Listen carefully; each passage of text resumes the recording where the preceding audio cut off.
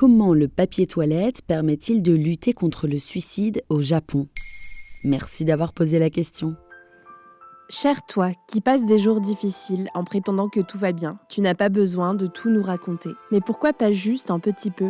C'est ce qu'on peut lire sur les rouleaux de papier toilette dans plusieurs universités au Japon. On peut aussi trouver le numéro de téléphone d'une ligne d'écoute de prévention contre le suicide et des images apaisantes au style manga d'un chat roulé en boule ou d'une jeune fille sous un parapluie. Le concept a été imaginé par les universités de la préfecture de Yamanashi, un département à l'ouest de Tokyo au Japon, et les messages pensés par des spécialistes de la santé mentale. Selon eux, les toilettes sont un lieu où les étudiants peuvent être isolés, en proie aux idées noires. Et pourquoi ça s'adresse aux jeunes en particulier ? Parce qu'en 2022, près de 500 enfants et adolescents se sont donné la mort au Japon. C'est un record, et 2 fois plus qu'en 2016, selon le ministère de la Santé japonais. La pandémie de Covid-19 a renforcé l'isolement et entraîné une crise économique qui touche en premier les jeunes, mais aussi les femmes, comme l'explique Michiko Waida, professeure à l'université Waeda de Tokyo et spécialiste du suicide au Japon. Elle explique à Arte. Ce schéma de suicide chez les femmes est très inhabituel. Je n'ai jamais vu ça dans toute ma carrière. La perte d'emploi pour les gens qui n'ont pas d'emploi stable est extrêmement élevée. Les femmes souffraient déjà d'une plus grande précarité économique dans une société très inégalitaire et patriarcale. La moitié des femmes ont des emplois à mi-temps ou précaires. En 2020, 7000 femmes se sont suicidées au Japon. C'est 15% de plus qu'en 2019.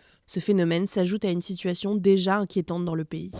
Plus inquiétante qu'ailleurs dans le monde ? Oui, tout à fait. Au Japon, le suicide est la première cause de mortalité dans la tranche d'âge des 15-39 ans, alors que dans les autres pays développés, sauf la Corée, il s'agit des accidents. La crise économique de 2008 avait renforcé le phénomène, surtout chez les hommes de 40 ou 50 ans. Depuis, grâce à la prévention, les chiffres ont baissé, mais sont repartis à la hausse avec la pandémie. Même chez les stars comme l'actrice Yuko Takeuchi ou l'acteur et chanteur Haruma Miura, qui ont tous les deux mis fin à leur jour à l'été 2020. Ça s'explique en partie par une culture du travail extrêmement exigeante qui ne laisse parfois aucune place au repos et à la vie privée. La mort à cause du travail porte même un nom depuis les années 90, le karoshi. Le gouvernement estime que 200 personnes en meurent chaque année, des crises cardiaques, des AVC, mais aussi des suicides. Les experts estiment que les chiffres véritables sont bien plus élevés et tirent la sonnette d'alarme. Mais les mentalités tardent à changer concernant les maladies mentales comme la dépression ou le burn-out. Dans une vidéo YouTube de Yuan Report, Marie, une blogueuse japonaise, explique. Notre culture rend difficile de demander de l'aide quand c'est nécessaire. La patience est considérée comme une vertu. Le symbole tristement connu dans le monde entier de ce phénomène est la forêt des suicides. La forêt des suicides ? Oui, c'est le surnom de la forêt d'Aokigahara, située au pied du mont Fuji dans la préfecture de Yamanashi, la même où le papier toilette est utilisé contre les suicides. On retrouve chaque année une centaine de corps dans cette sublime forêt, dont la réputation alimente un cercle vicieux.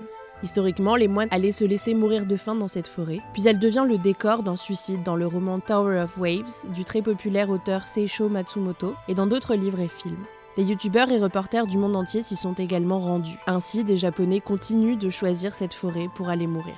Désormais, sur les chemins de randonnée, on trouve des messages de prévention tels que « La vie est une chose précieuse que vos parents vous ont donnée ». Voilà comment le papier toilette aide à lutter contre le suicide au Japon.